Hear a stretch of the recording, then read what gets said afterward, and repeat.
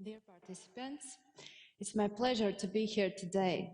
My name is Elīna Saule, and I am procurement manager in Saulė, Agile. esu Colleagues previously talked about various procurement-related RBVL topics, ES but today my focus will be pirkimų komandos vadovė. beginning phase of all procurements, which is market research, market Šiandien consultations, pakalbėsiu and apie supplier communication. tai, ką reikia daryti prieš paskelbiant konkursą. Ir kalbant apie konkursus, labai svarbu, kad konkursai būtų vykdomi laikantis atitinkamų reikalavimų. Ir tą pat galima pasakyti apie etapą prieš konkurso rengimą. Ir apie tai, kaip svarbu yra ištirti rinką. Ir viešųjų pirkimų komisija turi užtikrinti skaidrumą, laisvą konkurenciją, vienodą traktavimą ir veiksmingą Rail Baltica fondų lėšų panaudojimą. Kodėlgi taip svarbu bendrauti su tiekėjais dar prieš paskelbiant konkursą?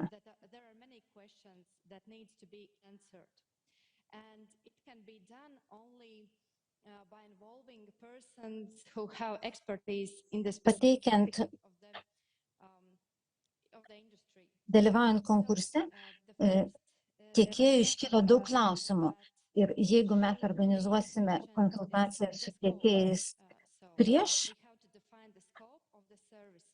patį konkursą, mes galime geriau paaiškinti savo tiekėjams, kaip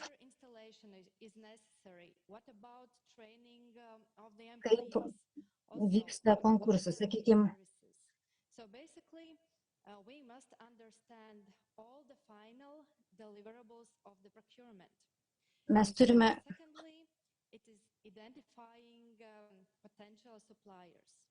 It may be so that for the specific procurements there are just few suppliers because it's so unique subject matter or complex Sakykime, kai mes vykdome rinkos konsultacijas prieš patį konkursą, mes galime tuo būdu identifikuoti tos tiekėjus, kurie mums svarbus. Galbūt rinkoje yra nedaug tiekėjų, kurie turi kompetencijas reikalingas mums.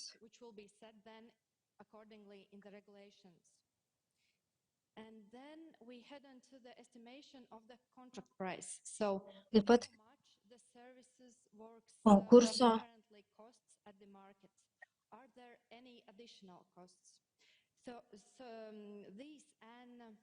sutarties kainos įvertinimas. Sakykime, mes galime geriau išsiaiškinti, kiek kainuos vienos ar kitos paslaugos ar prekės įsigijimas.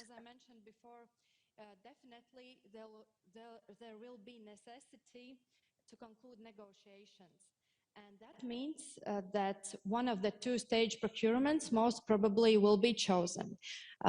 For example, competitive procedure with negotiations. Of course, galima pasirinkti skirtingas viešųjų pirkimų procedūras. And two-stage procurement will definitely be longer than just dviejų etapų konkursas bus, aišku, ilgesnis negu vieno etapo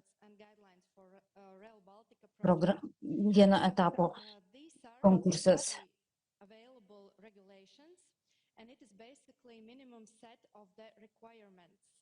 Viešųjų pirkimų standartai ir gairės Rail Baltica projektui. Minimalūs reikalavimai. Pirma, atitinkamas teisinis tiekėjo statusas ir tinkamumas. Antra, ekonominė ir finansinė padėtis.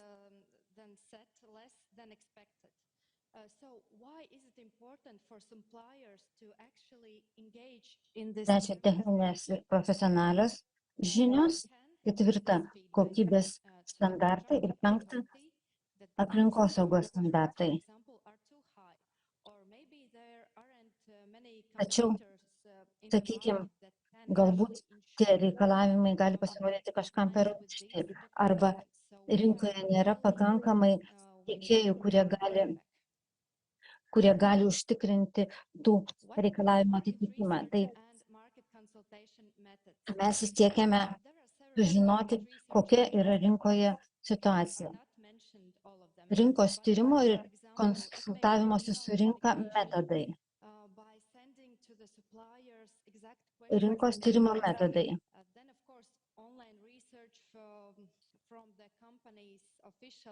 Bendravimas elektroniniu paštu, oficialios svetainės,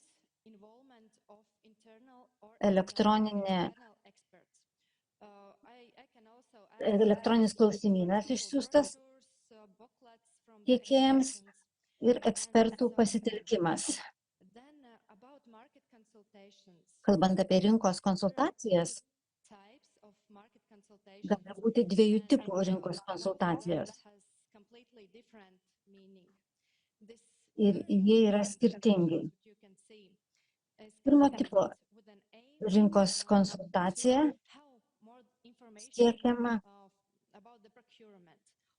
surinkti kuo daugiau informacijos apie viešuosius pirkimus arba informuoti susidomėjusius tiekėjus apie viešųjų pirkimų planą.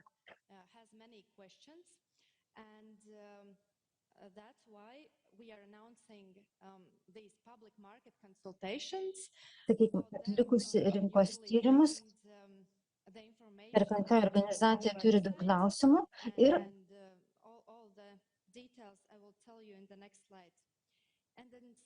ji organizuoja rinkos konsultacijas. Kito tipo rinkos konsultacijos būtų organizuojamos, jeigu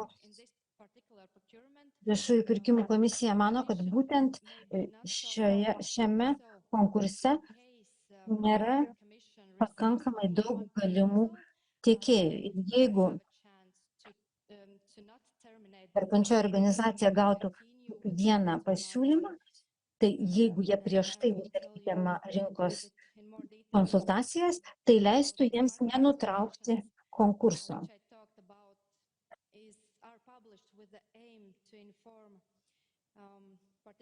Taigi, rinkos konsultacijos. Perkančioji organizacija praneša apie konsultaciją savo svetainėje.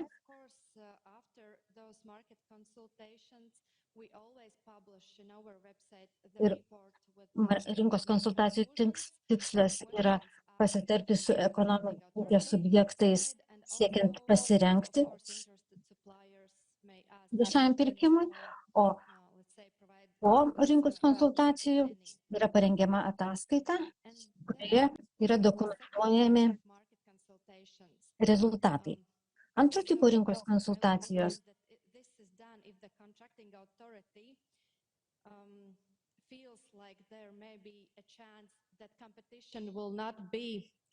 yra vykdomos tada,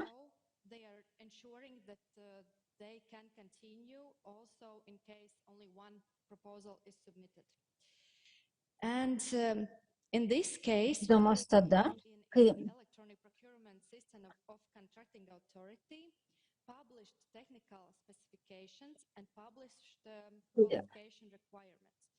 perkančioji organizacija mano, kad gali būti tik tai vienas pasiūlymas. Taigi tuomet perkančioji organizacija paskelbia apie rinkos konsultacijas, tai jau labai panašu į tikrą konkursą, bet vis tiek tai yra dar konsultacijos ir tiekėjai yra skatinami komentuoti, jie gali išsakyti savo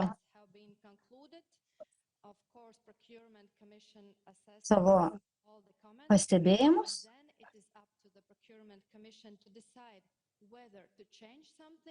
ir atlikus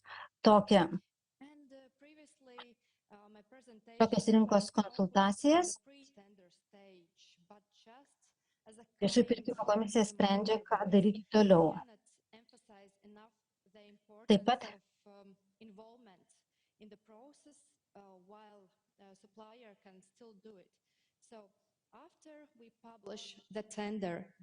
to, kai konkursas jau yra paskelbtas,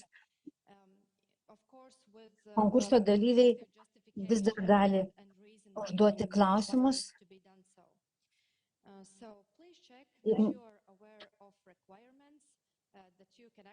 Išsiaiškinkite, kad jūs tikrai žinote reikalavimus, kad jūs turite teisę dalyvauti, galbūt jiems reikia kreiptis, dalyvauti tame konkurse kartu su partneriais, kaip partnerystė. Ir pagrindiniai dalykai yra taip. Pirmiausia, dalinkite savo rinkos žiniomis. Be jūsų nuomonės, be jūsų kompetencijos tikrai labai sunku rengti konkursus. Dalyvaudami rinkos konsultacijose, jeigu jūs anksti įsitraukite į tą procesą,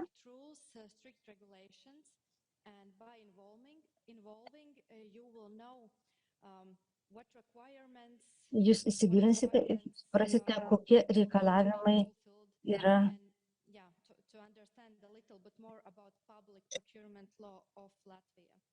taikomi. Jūs geriau suprasite,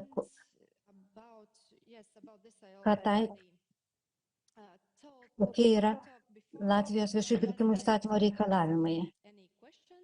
Taip pat užduokite klausimus, neabejokite.